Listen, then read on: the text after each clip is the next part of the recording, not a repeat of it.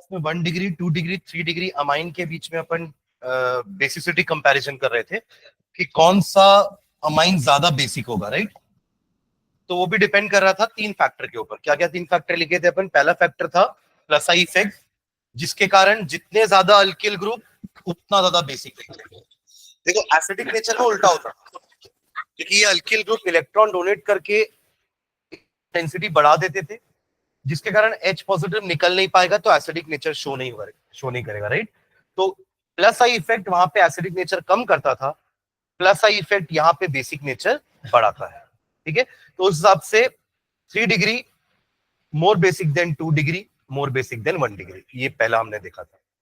Second बात की थी, second factor was hydrogen bonding, कि हाइड्रोजन बॉन्डिंग वही बनाएंगे जिनमें हाइड्रोजन ज्यादा होगा। और एक्चुअली में अपन ये बात किए थे कि सारे अमाइंस बेसिक नेचर के होते हैं, और पानी में जाने के बाद they convert into ammonium cation. अब अगर वो अमोनियम कैटायन बनकर स्टेबल रहेंगे तो उनकी बेसिसिटी कंटिन्यू रहेगी। तो जितना ज्यादा स्टेबल होगा अमोनियम कैटायन, उतनी ज्यादा बेसिसिटी होगी। तो फिर बात आई थी कि जो सबसे ज्यादा हाइड्रोजन बॉन्ड बना रहा होगा, जो कैटायन सबसे ज्यादा हाइड्रोजन बॉन्ड बना रहा होगा, वो सबसे स्टेबल होगा। उस हिसाब से जिसके पास हाइड्रोजन ज्यादा है वो हाइड्रोजन बॉन्डिंग ज्यादा बनाएगा। तो यहाँ पे 3 डिग्री पीछे हो गया कि 3 डिग्री वाले के पास जो कैटायन बनने के बाद एक ही H पॉजिटिव था, जबकि 2 डिग्री के पास 2 थे और 1 डिग्री के पास 3 थे। तो यहां पर 1 डिग्री ने रेस जीत ली। वहां पे अल्किल ग्रुप ज्यादा 3 डिग्री के पास थे, तो उसके हिसाब से 3 डिग्री वॉज मोस्ट बेसिक, यहाँ 1 डिग्री इज मोस्ट बेसिक। दोनों ही केस में 2 डिग्री वॉज मॉडरेट, ना एकदम कम हुआ ना एकदम ज्यादा हुआ। तो ultimately 2 degree is the most basic amine, 2 degree is the most basic. अब बात आती है 1 और 3 में। एक में 1 ने टॉप किया था, एक में 3 ने टॉप किया था। एक में 1 एकदम लास्ट पोजीशन पे था, एक में 3 एकदम लास्ट पोजीशन पे था। 2 क्राइटेरिया डिस्कस कर चुके हैं अपन। Third criteria was steric hindrance, कि अगर आपने बड़ा अल्किल ग्रुप लिया, तो बड़ा अल्किल ग्रुप रहेगा तो हाइड्रोजन बॉन्डिंग उतनी प्रॉपर नहीं हो पाएगी। तो हाइड्रोजन बॉन्ड वाला क्राइटेरिया क्या हो जाएगा? रिसेसिव हो जाएगा, डोमिनेंट नहीं रह जाएगा। डोमिनेंट कौन रह जाएगा? प्लस आई इफेक्ट वाला, यानी कि जिसके पास अल्किल ग्रुप ज्यादा है। तो बड़े ग्रुप में कौन ज्यादा बेसिक होगा? जिसके पास अल्किल ग्रुप ज्यादा है, यानी कि 3 डिग्री। 1 डिग्री और 3 डिग्री में बात चल रही है ना अभी। 2 डिग्री का तो काम खत्म हो गया, 2 डिग्री सबसे बेसिक है, अब उसकी बात नहीं करेंगे अपन।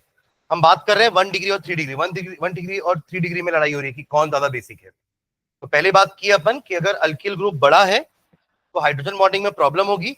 हाइड्रोजन बॉन्डिंग में तो बेसिसिटी हम किस फैक्टर से डिसाइड करेंगे? प्लस आई इफेक्ट से। और प्लस आई इफेक्ट किसमें ज्यादा होगा? 3 डिग्री में। तो इथिल वाले में हमने 3 डिग्री को पहले रखा था, यानी कि 2 डिग्री के बाद आया था। 2 डिग्री के बाद क्या आया था? 3 डिग्री के बाद आया था 1 डिग्री। अमोनिया तो सबसे लास्ट में रहेगा। ये कौन से केस की बात है? इथिल ग्रुप की बात है। अब अगर ग्रुप छोटा है तो स्टेरिक हिंड्रेंस नहीं होगा, तो हाइड्रोजन बॉन्डिंग प्रॉपर हो पाएगी। उस केस में हाइड्रोजन बॉन्डिंग वाला क्राइटेरिया डोमिनेंट होगा। तो उस केस में 2 डिग्री के बाद आपका आएगा 1 degree and 3 degree and ammonia. ये किसकी बात कर रहे थे अपन? मिथिल। और ये सिर्फ इथिल नहीं है, इथिल से आगे सारे, इथिल, प्रोपिल, क्योंकि अब तो सब बड़े ही होंगे ना, आगे आप जितना भी जाओगे और बड़ी ग्रुप मिलते जाएंगे आपको। तो सभी के केस में क्या होने वाला है? यही ऑर्डर चलने वाला है, ठीक है। चलिए नेक्स्ट आगे बढ़ते हैं। ये तो अपन ने अमोनिया के साथ कंपैरिजन कर लिया, 1 डिग्री 2 डिग्री 3 डिग्री का, और आपस में 1 डिग्री 2 डिग्री 3 डिग्री में बात हो गई है। एक हमको बस और बेसिसिटी में एक चीज और देखना है कि अगर अमाइन में कुछ सब्स्टिट्यूएंट लग रहा है तो वो उसकी बेसिक नेचर को बढ़ाता है या कम करता है। जैसे मैंने आपको एक टेस्ट में क्वेश्चन दिया था, एक में बेंजोइक एसिड में CH3 लगा हुआ था और एक में बेंजोइक एसिड में CF3 लगा हुआ था। याद है question? Which is more acidic, ये क्वेश्चन था। कितने लोगों को याद आया क्वेश्चन? टेस्ट में था ना ये क्वेश्चन। CF3 C6H5 COOH या CH3 C6H5 COOH, तो विच इज मोर एसिडिक। वो एसिडिक की बात कर रहा था। तो हमने क्या सोचा था कि ये है हमारा बेंजोइक एसिड, है ना, ये लग गया यहाँ पे CF3 लगाए थे ना, और एक तरफ था CH3, राइट। दोनों का अलग अलग नेचर होता है। ये इलेक्ट्रॉन विड्रॉ करेगा, बेंजीन रिंग से, और ये इलेक्ट्रॉन डोनेट करेगा बेंजीन रिंग में। Am I clear? जो डोनेट करता है ना वो एसिडिक नेचर को कम करता है, क्योंकि ये जो डोनेट किया है ये अल्टीमेटली रिंग की घूम के यहाँ पे भी आएगा और ऑक्सीजन पे इलेक्ट्रॉन डेंसिटी को बढ़ा देगा, जिससे H पॉजिटिव निकल नहीं पाएगा। तो काय का एसिडिक नेचर फिर, समझ रहे हैं क्या? वही दूसरी तरफ CH3 इलेक्ट्रॉन खींचेगा तो यहाँ पे इलेक्ट्रॉन डेंसिटी इनफैक्ट कम करेगा। तो electron withdrawing group increases the acidity, यहाँ पे उल्टा होता है, बेसिसिटी में उल्टा। अभी तो अपन देखिए ना प्लस आई इफेक्ट का भी, कि इलेक्ट्रॉन डोनेटिंग ग्रुप होंगे तो वो बेसिसिटी को बढ़ाएंगे, और इलेक्ट्रॉन विथड्रॉइंग ग्रुप होंगे तो बेसिसिटी को कम करेंगे। उल्टा, एसिडिक नेचर का बेसिक नेचर में उल्टा काम होगा पूरा। ठीक है, तो इसमें लिखेंगे नीचे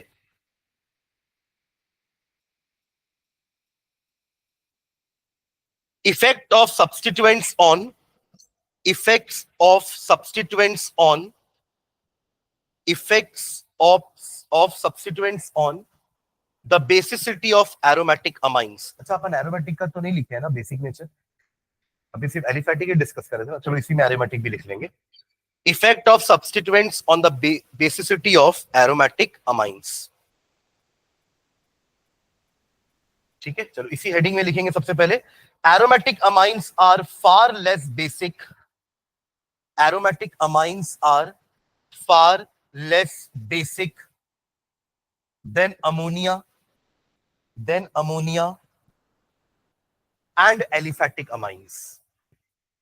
aromatic amines are far less basic than ammonia and aliphatic amines।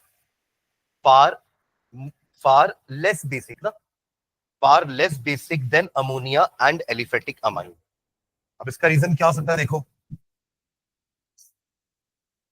Ammonia के पास चलो एक लोन पेयर तो है कम से कम, लुईस बेस है ना सबके सब, लोन पेयर ज्यादा होगा बेसिसिटी ज्यादा, ये याद रखना। समझ रहे हैं क्या?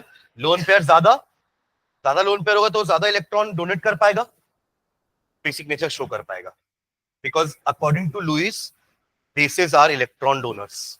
तो इलेक्ट्रॉन होना भी तो चाहिए डोनेट करने के लिए, तो है इसके पास। एलिफैटिक की जब हमने बात की थी तो हमने बात की थी कि 3 डिग्री वाले में तो और ज्यादा इलेक्ट्रॉन आ जाएगा N के पास, अपना खुद का एक लोन पेयर तो है उसके पास, बट उसके अलावा ये तीनों का प्लस आई इफेक्ट के कारण इनके पास और इलेक्ट्रॉन डेंसिटी बढ़ेगी। इसमें भी क्या होगा, और इलेक्ट्रॉन डेंसिटी बढ़ेगी, और इसमें भी कम से कम एक तो मिथिल ग्रुप है तो इलेक्ट्रॉन डेंसिटी बढ़ाएगा ही। तो यहाँ पे सिर्फ एक ही लोन पेयर था, सबके पास एक एक लोन पेयर तो है, सब में नाइट्रोजन है ना, सबके पास एक एक लोन पेयर तो है, बट यहां पर एक्स्ट्रा बेनिफिट था ऑफ अल्किल ग्रुप, तो इसलिए ये तीनों इससे ज्यादा बेसिक थे। ये इन दोनों से ज्यादा बेसिक था, ये इससे ज्यादा बेसिक था। अब हम बात करें एरोमेटिक की। एरोमेटिक में भी तो सेम अमोनिया ग्रुप है ना, ये अमाइन वाला, तो इसको हमने क्यों लिखा है कि ये कम बेसिक होगा इन चारों से? यही लाइन तो लिखे है ना, यही लाइन लिखी है ना अपन कि एनिलीन, यही तो होगा एरोमेटिक अमाइन, सबसे सिंपलेस्ट एरोमेटिक अमाइन यही है, aniline is less basic than ammonia and aliphatic amines. उसका रीजन क्या हो सकता है? हाँ, ये एक इलेक्ट्रॉन डोनेटिंग ग्रुप है। क्या है?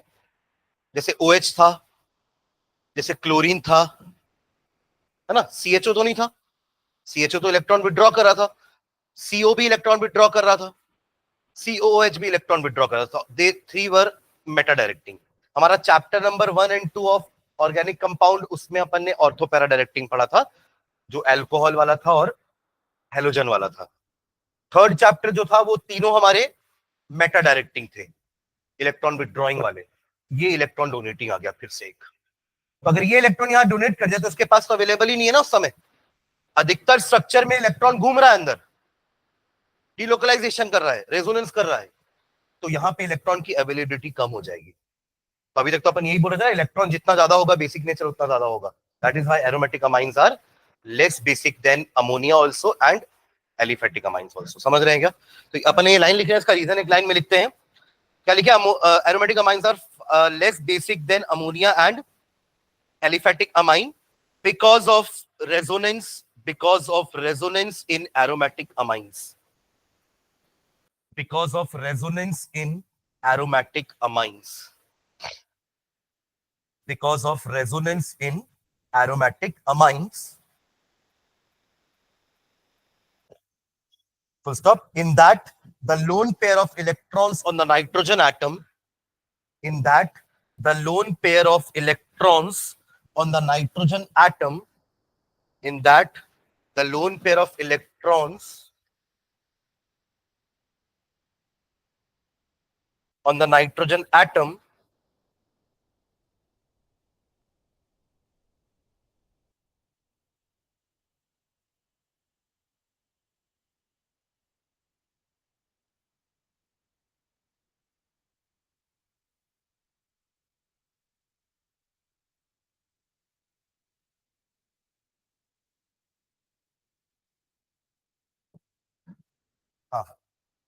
in that the lone pair of electrons on the nitrogen atom gets delocalized, gets delocalized, gets delocalized over the benzene ring, gets delocalized over the benzene ring, gets delocalized over the benzene ring, and is thus less easily available, and is thus less easily available, and is thus less easily available for protonation, for protonation, for protonation. ठीक है, एक line और लिखना. Also, also, also the anilinium ion, also the anilinium ion, anilinium, anilinium ion. ये कौन होगा anilinium ion? NH3 क्यों? NH2 positive ना. देखो ये आपका बेंजीन रिंग है, ये एनिलीन था, ये है वो लोन पेयर ऑफ इलेक्ट्रॉन. अब जब ये लोन पेयर ऑफ इलेक्ट्रॉन अंदर घूमने जाएगा तो इसके ऊपर प्लस साइन आ जाएगा ना, यही है एनिलीनियम आयन. तो इसमें रेजोनेंस के कारण उतना ज्यादा स्टेबिलिटी नहीं आ रहा है जितना कि एनिलीन में है. हमको पता है ना कि बेसिसिटी का फैक्टर है वो सिर्फ ये नहीं कि आप OH नेगेटिव लिबरेट कर दिए, जो कैटायन बनता है वो भी स्टेबल होना चाहिए ना. तो इसका एनिलीनियम आयन जो बना है वो स्टेबल नहीं है. तो क्या लिखिए, also the anilinium ion formed is less stable than aniline. Also, the anilinium ion thus formed is less stable than aniline. Is less stable than aniline.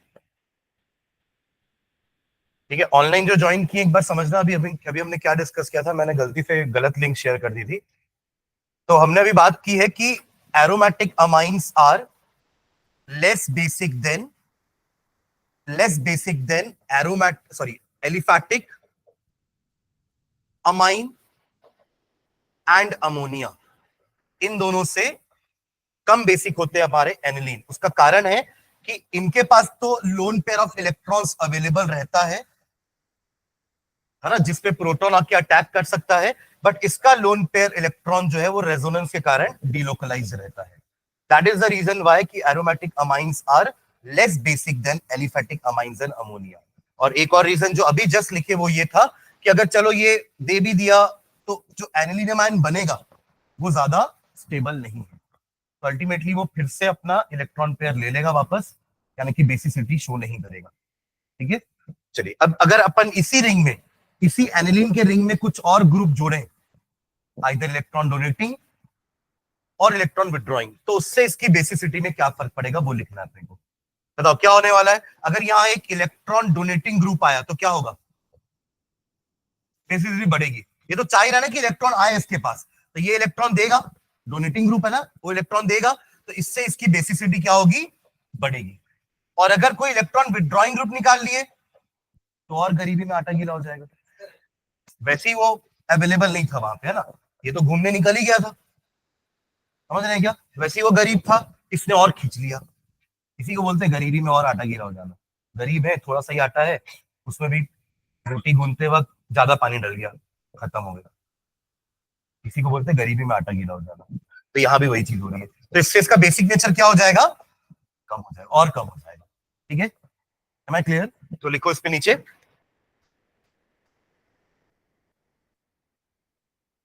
electron donating groups such as electron donating groups such as electron donating groups such as CH3, OCH3 methoxy, एक मिथिल हुआ एक methoxy, comma खुद NH2 भी एक electron donating group है, right, etcetera etcetera, increases the basicity of aniline, increases the basicity of aniline, increases the basicity of aniline, whereas electron withdrawing groups such as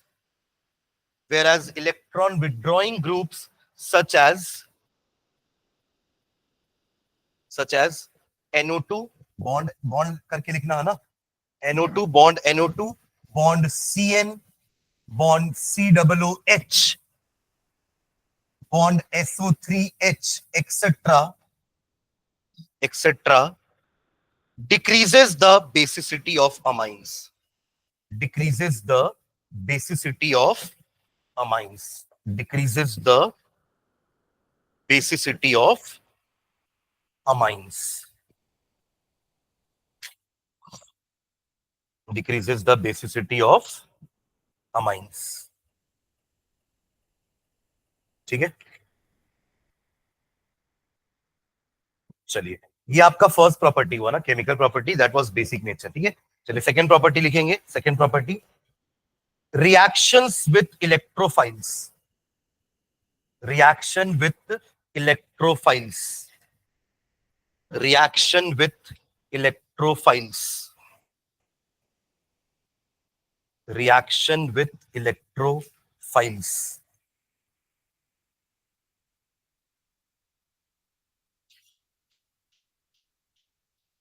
इसमें भी ABCD category डालेंगे. First section लिखेंगे, first reaction alkylation, alkylation,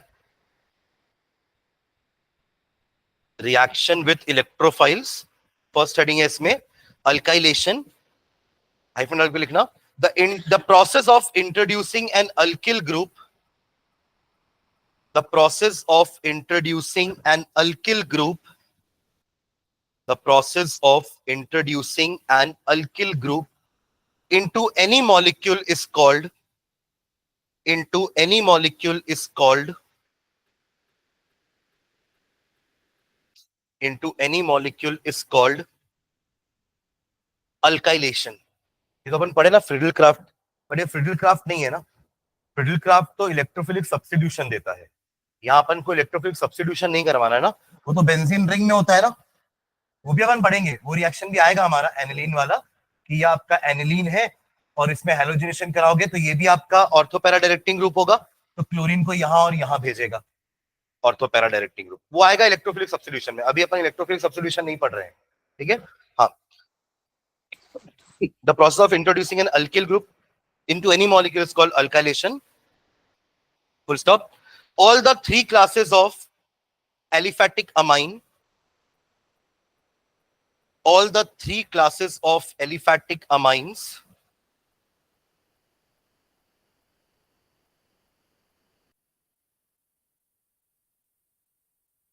all the three classes of aliphatic amines undergo alkylation, undergo alkylation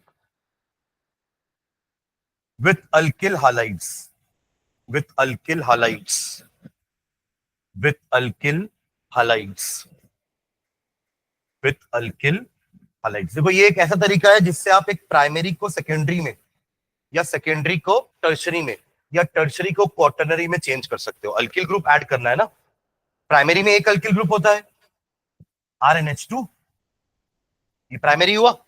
अगर आप इसमें एक alkyl group और add करा दोगे तो R2NH हो जाएगा ना, ये हो गया सेकेंडरी. और इसी में अगर एक और अल्किल ग्रुप ऐड हो जाएगा तो R3N हो जाएगा, ये हो गया आपका टर्शरी. और R4N पॉजिटिव हो जाएगा आपका क्वार्टरनरी. तो सब में अल्किल ग्रुप तो ऐड हुआ है, और अल्किल ग्रुप ऐड कराने के लिए अपन क्या करेंगे, अल्किल हैलाइड लेंगे. तो अल्किल हैलाइड प्राइमरी वाला लेना ताकि SN2 मैकेनिज्म से, क्योंकि ये न्यूक्लियोफाइल है, दीज आर न्यूक्लियोफाइल्स, है ना, ये जाकर के बैक अटैक करके अल्किल ग्रुप को ऐड करते जाएंगे। ठीक है, तो एक एग्जांपल लिखो, ले लो अब इथेनामाइन लो, इथेनामाइन, इथेनामाइन में इथिल ब्रोमाइड ऐड करा दो, इथेनामाइन बना लोगे, इथेनामाइन 2 कार्बन का अमाइन ना, CH3 CH2 NH2 प्लस दूसरा मैंने क्या बोला आपको, ethyl bromide CH3 CH2 Br, 1 degree है ये भी, तो करा दिया रिएक्शन, वही न्यूक्लियोफिलिक सब्स्टिट्यूशन होगा, चाहे तो आप ब्रैकेट ये एरो के ऊपर SN2 लिख लो, है ना, SN2 मैकेनिज्म से रिएक्शन होने वाला है, और आपको क्या मिलेगा, ट्वाइस हो जाएगा NH, है ना, CH3 CH2 twice NH plus HBr, plus HBr। ठीक है, अब यही अगर आप सेकेंडरी से चालू किए तो आपको क्या मिलता, टर्शरी। एक सेकेंडरी टू टर्शरी भी कर लो जल्दी से, सेम इसी को लो, इसी को लो वापस से, सेम सेम इथिल ब्रोमाइड और टर्शरी बना दो।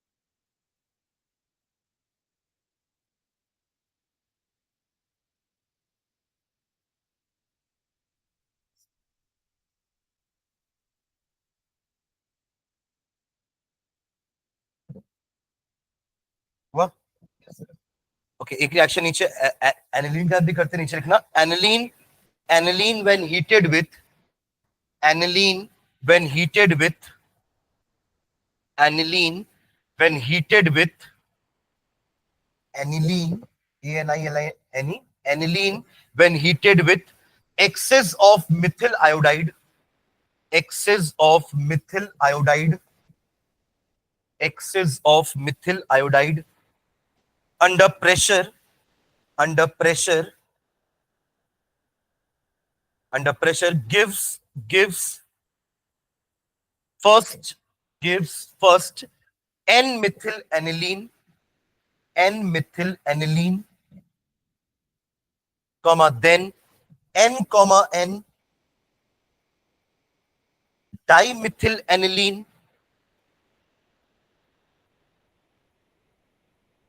and finally trimethyl anilinium iodide। N comma N आपका 3 डिग्री हो गया और N हो गया 2 डिग्री और लास्ट वाला अमोनियम हो गया, and finally trimethyl anilinium iodide, trimethyl anilinium iodide. इसके स्ट्रक्चर्स बना के दिखाओ तो मेरे को चारों रिएक्शन के साथ। शुरुआत करेंगे एनिलीन से, ये रहा एनिलीन, और क्या लेने बोले हैं, methyl iodide, that too in excess, access.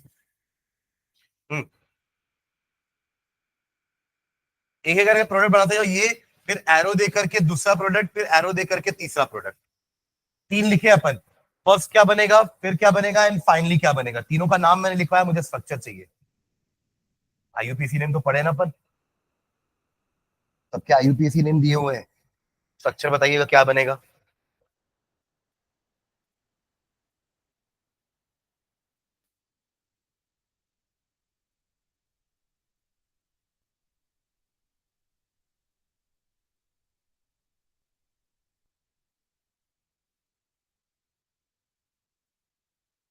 यही घुमा देना इधर ही।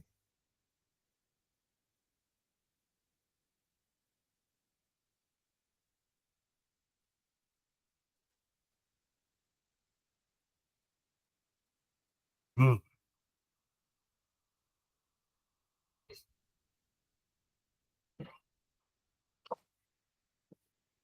आया।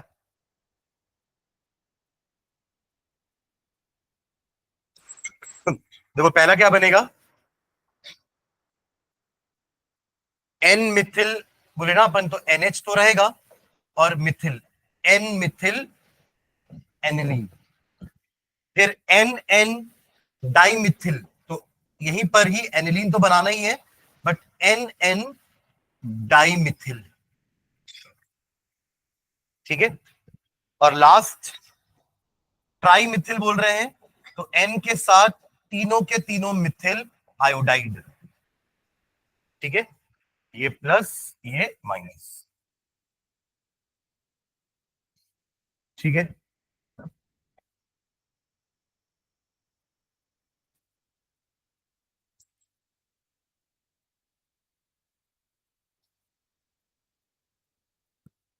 डन, सब में वही तो हो रहा है, निकाल सकते क्या, वही हो रहा है भाई। हाँ लिख सकते हो, minus H I, minus H I, minus H I, ठीक है। चलिए नेक्स्ट, ये आपका ए हुआ अल्काइलेशन ना, सेकेंड लिखेंगे बी, बी, बी लिखेंगे बी, लास्ट में नहीं निकला है सर, हाँ लास्ट ए, सेकेंड बी, एसिटिलेशन। अभी अल्काइलेशन किए थे, आर ऐड किए थे, अब एसिलेशन करने के लिए आर सीओ ऐड करेंगे, तो ये होता है R CO is your acyl acyl group. तो acylation, A C Y L A T I O N, acylation, ये दो चीजों से कर सकते हैं अपन, एसिड क्लोराइड या एसिड एनाइड्राइड, दोनों में से कोई से भी अपन आर सीओ ले सकते हैं। हाइफन डाल के लिखेंगे, the process of introducing N acyl group, the process of introducing an acyl group, the process of introducing an acyl group, bracket में RCO लिख लेना, RCO, into any molecule, RCO के बाद बॉन्ड लगाना यहां पे ना, into any molecule is called acylation, is called acylation, is called acylation, ठीक है। नेक्स्ट लाइन में, with aliphatic amines, with aliphatic amines,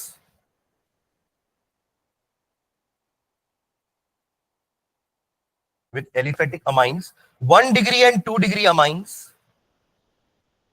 1 degree and 2 degree amines, bracket में लिखना, नॉट 3 डिग्री, 3 डिग्री नहीं करेगा, नॉट 3 डिग्री क्योंकि उसके पास हाइड्रोजन नहीं है, not 3 degree, bracket close, undergo nucleophilic acylation reactions, undergo nucleophilic acylation reactions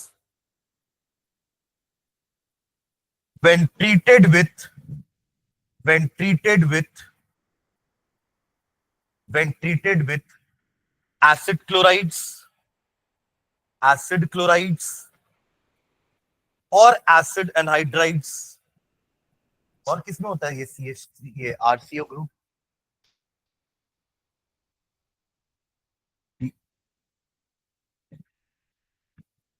वो तो सी एच ओ होता है पूरा।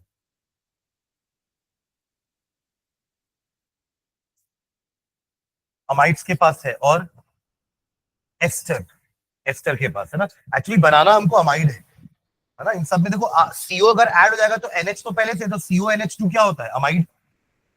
समझ रहे हो हम अपन क्या करना चाह रहे हैं, ऑलरेडी हमारे पास आर एन एच टू है, अगर ये आर सीओ इस एच के साथ ऐड हो गया तो देखो ना क्या बनेगा, आर एन एच, है ना, सीओ आर, तो ये आर सीओ एन एच क्या होता है, अमाइड, 2 डिग्री अमाइड है ना, R CO N H two पढ़े ना अपन, वो 1 डिग्री अमाइड था, एक एच और हट गया तो ये 2 डिग्री अमाइड हो गया, ठीक है। तो बनाना अमाइड ही है, इसलिए अपन एस्टर भी ले सकते हैं, एसिड क्लोराइड भी ले सकते हैं और एसिड एनहाइड्राइड भी ले सकते हैं, तीनों से हमें ये मिल जाएगा, तो और करके एस्टर भी लिख लेना, और एस्टर्स, 3 चीजें लिखे, एसिड क्लोराइड और एसिड एनहाइड्राइड्स और esters, to form, to form n substituted amides, to form n substituted amides, to form n, n capital n ना, n substituted amides, रिएक्शन लिखो, R dash COCl plus RNH2, ये आपका 1 degree हो गया, फिर R dash COCl R2NH, ये आपका 2 degree amine हो गया, है ना, 1 डिग्री नहीं करेगा, रिप्लेसमेंट के लिए एच है ही नहीं, है ना? तो R dash C O R N H या एन एच, और यहां पे R dash C O N R का twice plus H C.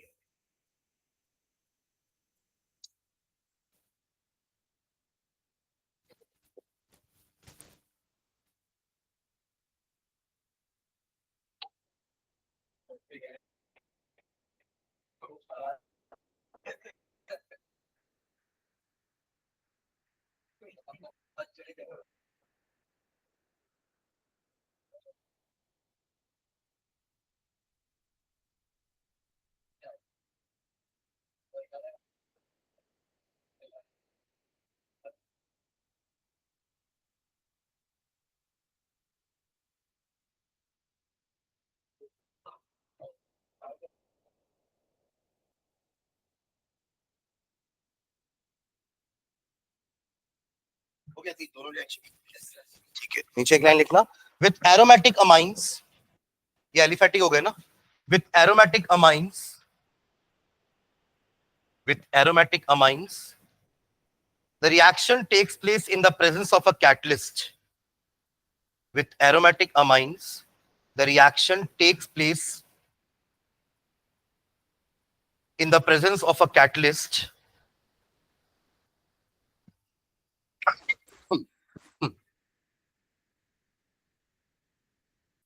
Presence of a catalyst. Full stop. For example, acetylation with acetyl chloride. Acetylation with acetyl chloride. Acetylation with acetyl chloride. वही CH3COCl जो लिखा है यहाँ पर, ये RCOCl लिखा है, मैं CH3COCl बोल रहा हूँ, acetyl chloride is carried out in the presence of a base, is carried out in the presence of a base, is carried out in the presence of a base stronger than amine, stronger than amine, stronger than amine, which removes HCl, which removes HCl, which removes HCl formed during the reaction, formed during the reaction. ठीक है, लिखो इसका reaction खुद से लिखिए। Aniline ले लो, लिए aniline, है ना? ये ले लो CH3COCl, CH3COCl, R की जगह CH3 लिख दो, R डैश की जगह, है ना? इसकी जगह CH3 लिख दो, तो CH3COCl हो गया। एरो के ऊपर लिखना पायरिडीन, पायरिडीन भी बेस होता है, वहां भी एन होता है ना, आपके बेंजीन रिंग से सी हटा दो, एक उसमें एन लगा दो, और उसके पास भी लोन पेयर है, तो वो भी एक बेस है, एक स्ट्रॉन्गर बेस है देन एनिलीन, पायरिडीन। लिख दिए पायरिडीन, PYRIDINE, पायरिडीन। ठीक है, अब क्या करना है, NH2 का एक H और इधर का Cl हटा दो और बाकी को जोड़ दो। COCH3 जोड़ना है ना, कर पा रहे हैं? तो अगर आप ऐसा बनाए होगे तो ये NHCOCH3 ऐसा बनेगा, समझ रहे हैं? Plus HCl। तो पायरिडीन लेने का मेन रीजन ये है कि ये जो HCl बन रहा है ना यहाँ पे, ये हमारे बेस के साथ, जो ये खुद बेस है ना, ये सब उनके साथ रिएक्ट ना करे, इसलिए पायरिडीन पहले ही उसको न्यूट्रलाइज कर देगा। ठीक है, चलिए नेक्स्ट, थर्ड रिएक्शन, इसी कैटेगरी का third reaction, reaction with chloroform, reaction with chloroform, reaction with chloroform, bracket में लिखना carbyl amine reaction, carbyl amine reaction with chloroform, carbyl amine reaction, और एक और नाम है इसका आइसोसाइनाइड टेस्ट, ये दोनों नाम ब्रैकेट में लिखेंगे, कार्बिलमाइन रिएक्शन और आइसोसाइनाइड टेस्ट। एक्चुअली आइसोसाइनाइड को ही कार्बिलमाइन बोलते हैं। आइसोसाइनाइड क्या होता है? CN इज साइनाइड, और जब वो कनेक्शन N से हो जाता है, एम्बिडेंट है ना वो, CN में कनेक्शन R का C से भी हो सकता है और R का कनेक्शन N से भी हो सकता है, तो दिस इज आइसोसाइनाइड। अगर ये साइनाइड है तो ये क्या है? तो इसी को कार्बिलमाइन भी बोलते हैं, कार्बिल अमाइन। तो लिखेंगे हाइफन डाल के, both aliphatic and aromatic primary amine. तो इसको टेस्ट क्यों लिखे अपन, अभी आपको समझ में आएगा। Both aliphatic and aromatic primary amines, both aliphatic and aromatic primary amines, when warmed with chloroform, when warmed with chloroform, when warmed with chloroform and an alcoholic solution of KOH, and an alcoholic solution of KOH, alcoholic KOH अपन ये तीसरी जगह use कर रहे हैं, और इसके पहले alcoholic QH अभी अपन इसी चैप्टर में यूज किए थे, हॉफमैन्स ब्रोमोमाइड में। अल्कोहलिक क्यूएच लिए थे, ब्रोमीन लिए थे, तो K2CO3 बाहर हुआ था, KBr बाहर हुआ था, और एक कम कार्बन वाला अमाइन बना था, हॉफमैन्स ब्रोमोमाइड। फिर अल्कोहलिक क्यूएच अपन पीछे भी यूज कर चुके हैं डिहाइड्रोहेलोजिनेशन में, ठीक है। हाँ, अल्कोहलिक वाले की बात कर रहा है, ऐसे तो अपन ने KOH वहां भी यूज किया है, वुल्फ किश्नर में, है ना, इथिलीन ग्लाइकोल के साथ KOH। हाँ, तो both aliphatic and aromatic primary amines, when warmed with chloroform and an alcoholic solution of KOH, produce isocyanides, or carbylamines, isocyanides or carbylamines, isocyanide or carbylamines, which have very unpleasant odor, which have very unpleasant odor.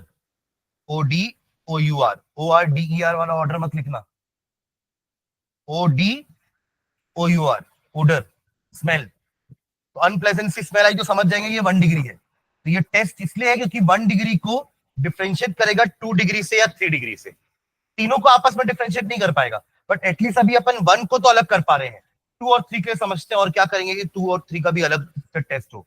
तो 1 degree can be differentiated from 2 and 3, कि हाँ ये तो 1 degree है, इसको तो अलग कर दो, अब बचा 2 and 3, उसके लिए अलग टेस्ट करेंगे। समझ रहे हैं क्या? दैट इज वाई इसका नाम कार्बिलमाइन टेस्ट पड़ा, ठीक है। चलिए रिएक्शन लिखिए, ले लो RNH2 ले लेंगे, प्राइमरी अमाइन हो गया ना RNH2, प्लस क्लोरोफॉर्म ले लो, क्लोरोफॉर्म का फॉर्मूला CHCl3, क्लोरोफॉर्म का फॉर्मूला क्या? क्लोरोफॉर्म और कहां यूज किए थे? रेमटेमन में। हाँ, कोलबेस में तो कार्बन डाइऑक्साइड यूज किए थे ना, है ना, इसमें यूज किए थे अपन रेमटेमन में। और क्या बना था रेमटेमन में? सैलिसिल एल्डिहाइड, और कोलबेस में बनता था सैलिसिल एसिड, ठीक। चलिए, तो CaCl3 हो गया क्लोरोफॉर्म, प्लस KOH, अल्कोहलिक लिख लेना ब्रैकेट में AlC, अल्कोहलिक KOH। चलो एरो मारो, हीट का सिंबल बना दो एरो में, ठीक है।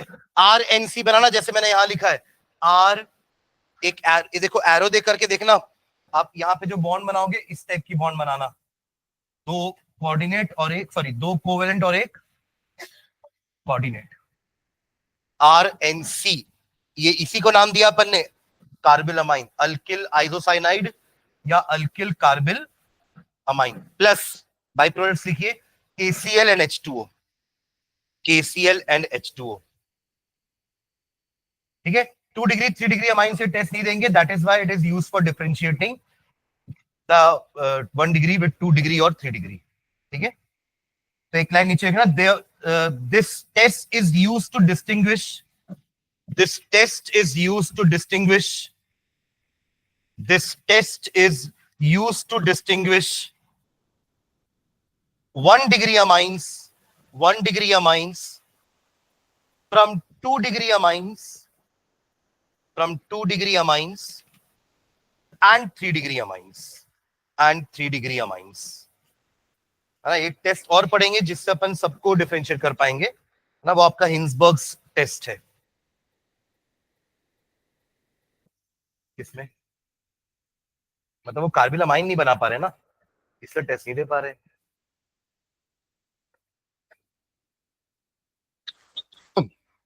हाँ चलिए नेक्स्ट, अगला रिएक्शन लिखेंगे electrophilic substitution reaction. Electrophilic substitution reaction, electrophilic substitution reaction.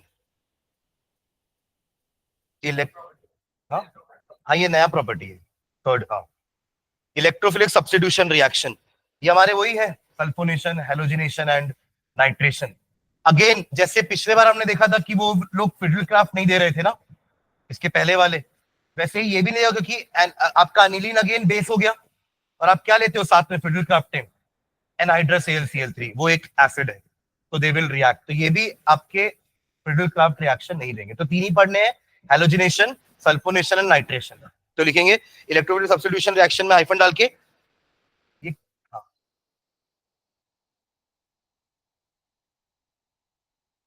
वो थर्ड ना उस कैटेगरी का थर्ड था। तो अपन ने हेडिंग क्या डाला था, हाँ रिएक्शन विद इलेक्ट्रोफाइल ऐसा डाला था ना रिएक्शन। तो उसमें एक अल्काइलेशन पढ़े, एक एसिलेशन पढ़े, और थर्ड ये था क्लोरोफॉर्म वाला कार्बिलामाइन। और ये पूरी सेकंड कैटेगरी का रिएक्शन था। पहली कैटेगरी हमारी क्या थी, बेसिक नेचर। अब थर्ड कैटेगरी है, थर्ड कैटेगरी में इलेक्ट्रोफिलिक सब्स्टिट्यूशन रिएक्शन। हाँ, इसमें हाइफन डाल के लिखना। अगेन ये हम आपका ऑर्थोपैरा डायरेक्टिंग ग्रुप होगा, एक्टिवेटिंग ग्रुप है, आपके बेंजीन रिंग को 3 जगहों पर एक्टिवेट करेगा। वो जगह क्या होगी, ऑर्थो, पैरा एंड ऑर्थो। ठीक है, हाइफन डाल के लिखना। Due to strong activating effect of NH2 group, due to strong activating effect of NH2 group,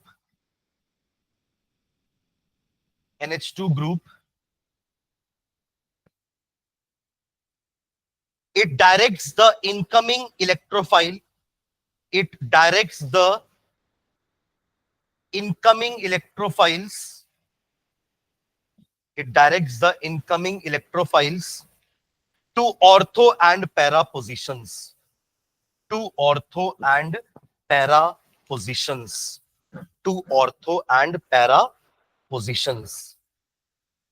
ठीक है, इसमें भी ABC करके लिखेंगे, 3 कैटेगरी। इसी कैटेगरी के अंदर 3 रिएक्शन। पहला हेलोजिनेशन लिख लो, हेलोजिनेशन, हेलोजिनेशन, हेलोजिनेशन।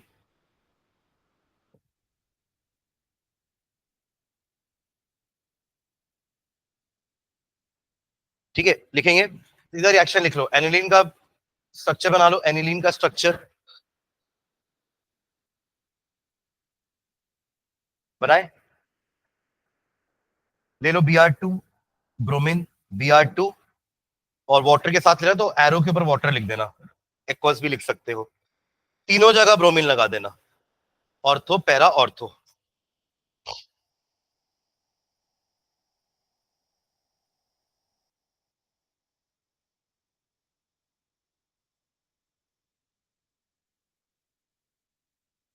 तीनों जगह लगा दिए।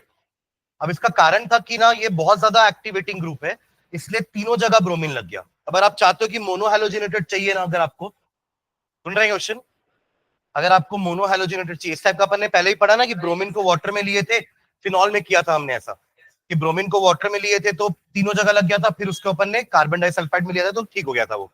बट यहाँ ऐसा करने से नहीं होगा, क्योंकि यहाँ पे जो ग्रुप लगा है ना वही बहुत ज्यादा एक्टिवेटिंग है, तो उस ग्रुप को थोड़ी देर के लिए ना छुपाना पड़ेगा। समझ लो, आप NH2 जो है ना उसको थोड़ी देर के लिए आपको बेवकूफ बनाना पड़ेगा। क्या करके, उसमें कुछ ऐड कर दो पहले NH2 में, उसको आप ऐड करके ना थोड़ा सा कम रिएक्टिव बना दो, ताकि ब्रोमिनेशन हो पर एक ही जगह पर हो। पर फिर ऐसे में तो प्रोडक्ट चेंज हो जाएगा ना। तो पहले उसके ऊपर एक मास्क लगाएंगे, उसको दिखाएंगे नहीं कि ब्रोमीन एक ही जगह लगा रहे हैं, फिर उसका मास्क हटा देंगे, बोलेंगे एक ही जगह लगा। समझ रहे हैं क्या? क्योंकि वो अकेले लगाएगा ना तो वो तीनों जगह फिट कर देगा। अपन उसको पहले छुपा देंगे। छुपाने के लिए ना पहले एसिटिलेशन करेंगे, जैसे अपन पीछे भी एसिटिलेशन कर रहे थे ना। तो एसिटिलेशन से क्या हुआ, वो NH2 नहीं रहा ना, NH2 क्या बन रहा था, NHCONH2 एसिटिलेशन में, सॉरी COR लगेगा ना।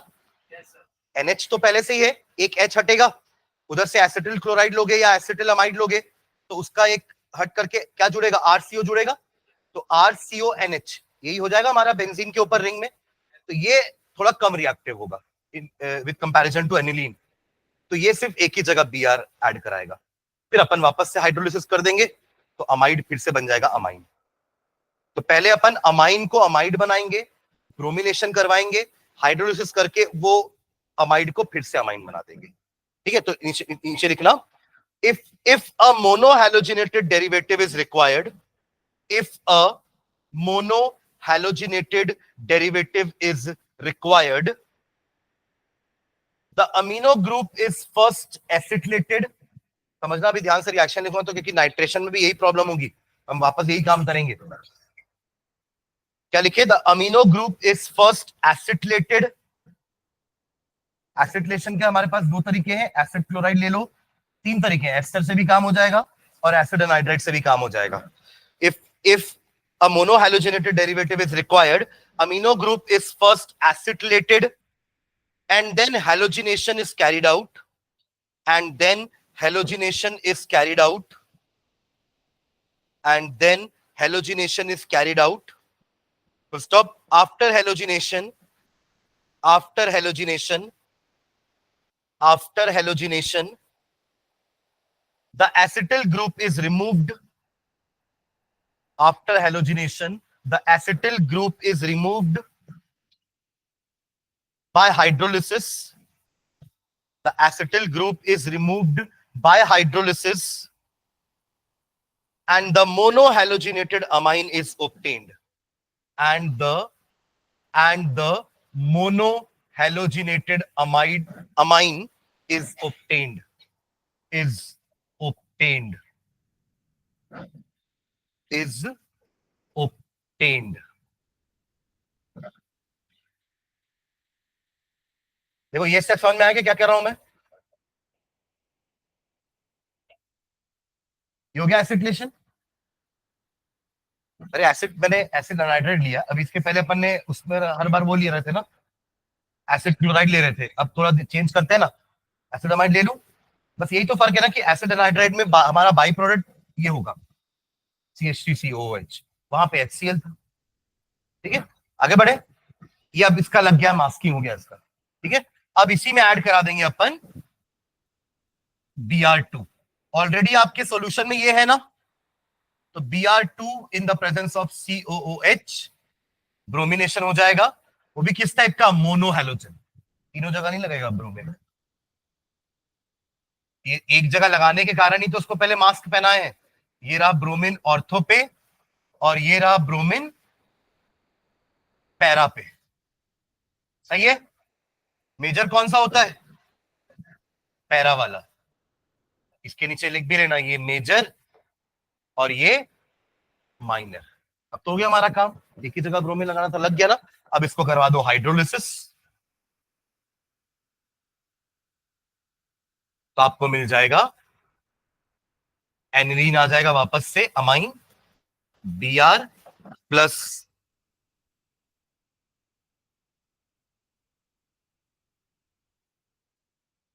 ऐसे देखो बनाया उसको। ठीक है, अभी नाइट्रेशन में भी यही करेंगे कि नाइट्रेशन भी तीनों जगह हो जाएगा। और तो और नाइट्रेशन में अपन कुछ और भी नया देखेंगे।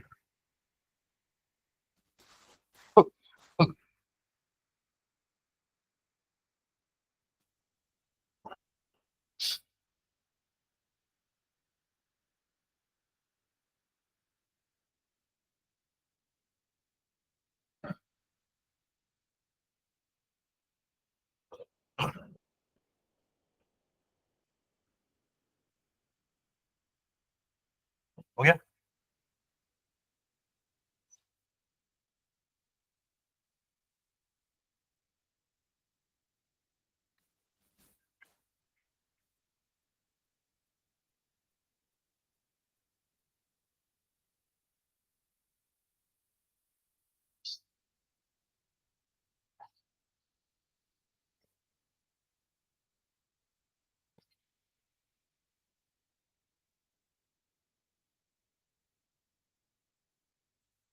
जिनका हो गया वो बी कैटेगरी, बी लिखेंगे इसी का रिएक्शन ना। इसका ए था हेलोजिनेशन, बी लिखेंगे nitration. B nitration.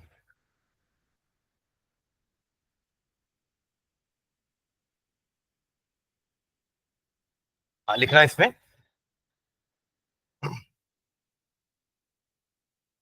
Nitric acid is, अपन अकेला नाइट्रिक एसिड नहीं लेते ना, साथ में H2SO4 भी लेते हैं, नाइट्रेटिंग मिक्सचर है हमारा। Nitric acid is not only a nitrating agent, nitric acid is not only a nitrating agent but also a strong oxidizing agent, but also a strong oxidizing agent.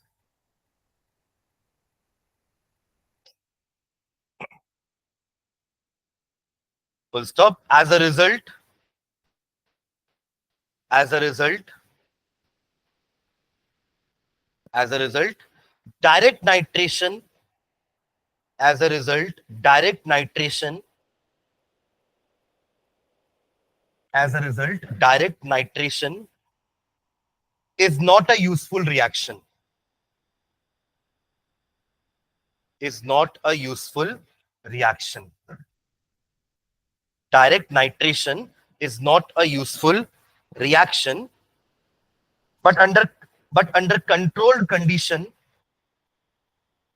but under controlled condition,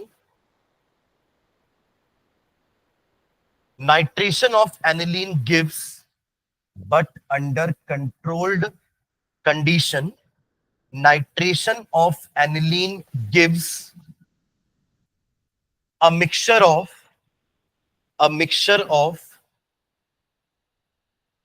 para-nitroaniline,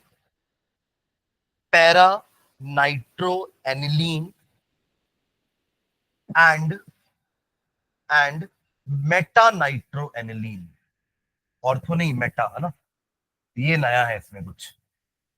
Meta कैसे बन रहा है, ये तो ortho para directing group लिखे ना अपन ऊपर, तो मेटा कहां से आ गया? ये क्वेश्चन आया भी है गिव रीजन में कई बार कि नाइट्रेशन करवाते समय एनिलीन का मेटा क्यों आया, जबकि वो तो ऑर्थो पैरा डायरेक्टिंग ग्रुप है, तो Y Meta directing came, right? Meta नाइट्रोएनिलीन in approx 1:1 ratio, is in approx 1:1 ratio, in approx 1:1 ratio. पहले रिएक्शन लिखो, फिर रीजन लिखेंगे इसका कि मेटा क्यों आया। रिएक्शन लिखिए, ले लो एनिलीन, एनिलीन लो, ले लिए, सीधा एरो मारो, एरो के ऊपर लिख दो concentrated HNO3 plus concentrated H2SO4, ये दोनों तो मिला के नाइट्रेटिंग मिक्सचर होते हैं। और टेम्परेचर कंडीशन लिखना 293 केल्विन, 293 केल्विन। अब तीनों बना दो, एक बनाओगे पैरा नाइट्रोएनिलीन, एक ऑर्थो नाइट्रोएनिलीन और एक मेटा नाइट्रोएनिलीन, तीनों बनने चाहिए। ऑर्थो में भी लगाओ एक बार नाइट्रो ग्रुप, फिर एक बार नाइट्रो ग्रुप लगाओ पैरा पे, और फिर एक बार नाइट्रो ग्रुप लगाओ मेटा पे, तो 3 प्रोडक्ट बनेंगे, प्लस प्लस प्लस करके 3 बार लिख देना, है ना। ऑर्थो नाइट्रोएनिलीन, पैरा नाइट्रोएनिलीन एंड मेटा नाइट्रोएनिलीन बन रहा है कि बनाऊं? एनिलीन तो 3 बना ही डालो, फिर बस नाइट्रो को एक बार बगल में, एक बार एक छोड़ के और एक बार अपोजिट में लगा दो, ठीक है। ऑर्थो वाले में नीचे लिखना 2%, 2%, ये उसका सबका रेशियो लिख रहे हैं अपन कि 100 में दो मॉलिक्यूल बस उसके होंगे, ठीक है। ओके, पैरा वाले में लिखो 51%, पैरा वाले में 51%, कितना बचा? 47%। तो ये ऑलमोस्ट 1:1 रेशियो हो गया, किसका किसका? मेटा और पैरा का। यही तो लिखे ना अपन कि पैरा और मेटा 1:1 रेशियो में बनेंगे ऑलमोस्ट, ठीक है। रीजन लिखेंगे क्यों ऐसा हुआ, नीचे लिखो, the reason for the formation of, the reason for the formation of, the reason for the formation of large amount of unexpected, the reason for the formation of large amount of unexpected meta nitroaniline, unexpected meta nitroaniline is that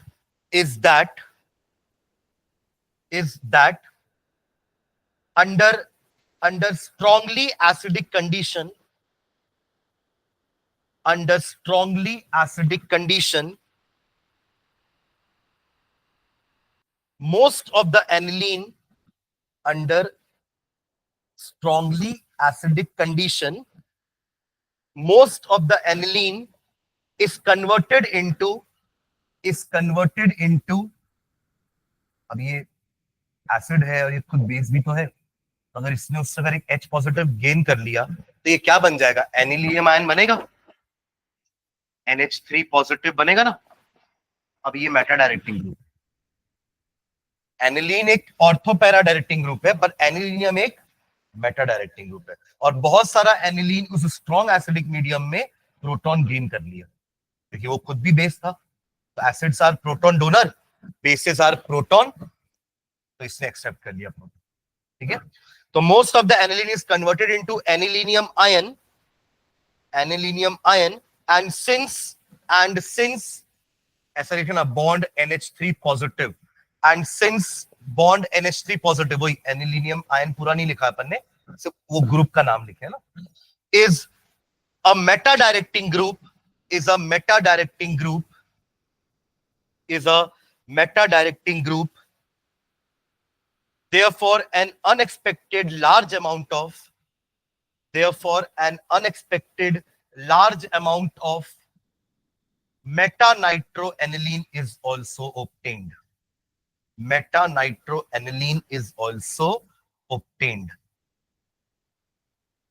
Meta-nitroaniline is also obtained. ठीक है, अब इसको ठीक करने के लिए वही करेंगे जैसे पीछे किए थे। पीछे क्या किए थे, एसिटिलेशन किए थे ना, तो लिखो नीचे, to avoid this problem, next line में कि मेटा वाला नहीं चाहिए हमको अगर, तो to avoid this problem,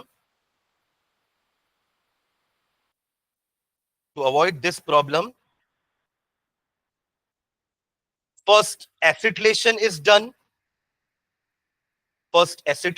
done, followed by nitration, और फाइनली क्या करोगे, hydrolysis.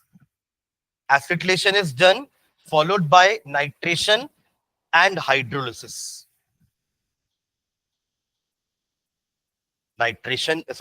Acetylation is done, followed by nitration and hydrolysis to get a mixture of ortho and para nitroaniline.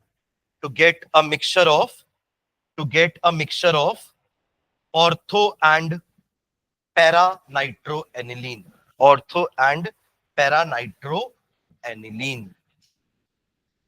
ठीक है, तो अब जो आपने रिएक्शन लिखा है ना, उसमें बस एक स्टेप शुरू में ऐड होगा, कौन सा, ये रहा एनिलीन, इसमें वही CH3CO का ट्वाइस O है ना, और क्या लग जाएगा यहां पे, NHCOCH3। अब इसका कराएंगे nitration, concentrated HNO3 plus concentrated H2SO4, 298 kelvin बोला था ना मैंने, 293।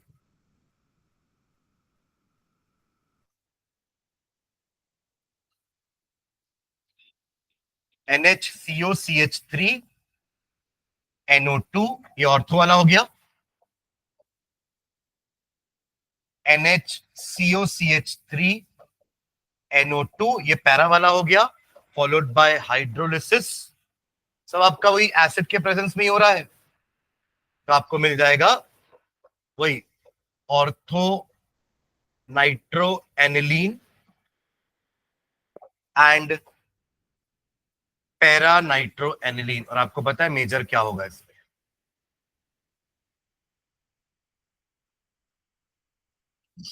ठीक है।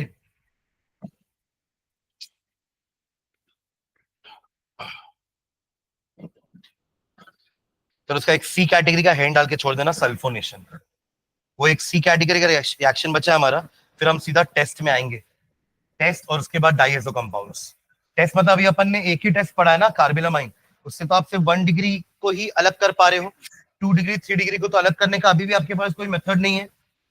तो वो जो बचे हुए टेस्ट है हमारे, उससे अपन 2 डिग्री और 3 डिग्री को भी डिफरेंशिएट करेंगे। सल्फोनेशन हैंड डाल के छोड़ देना, नेक्स्ट क्लास में करते हैं सल्फोनेशन, ठीक है। अभी जो पीडीएफ मैंने शेयर करी है ग्रुप में, है ना,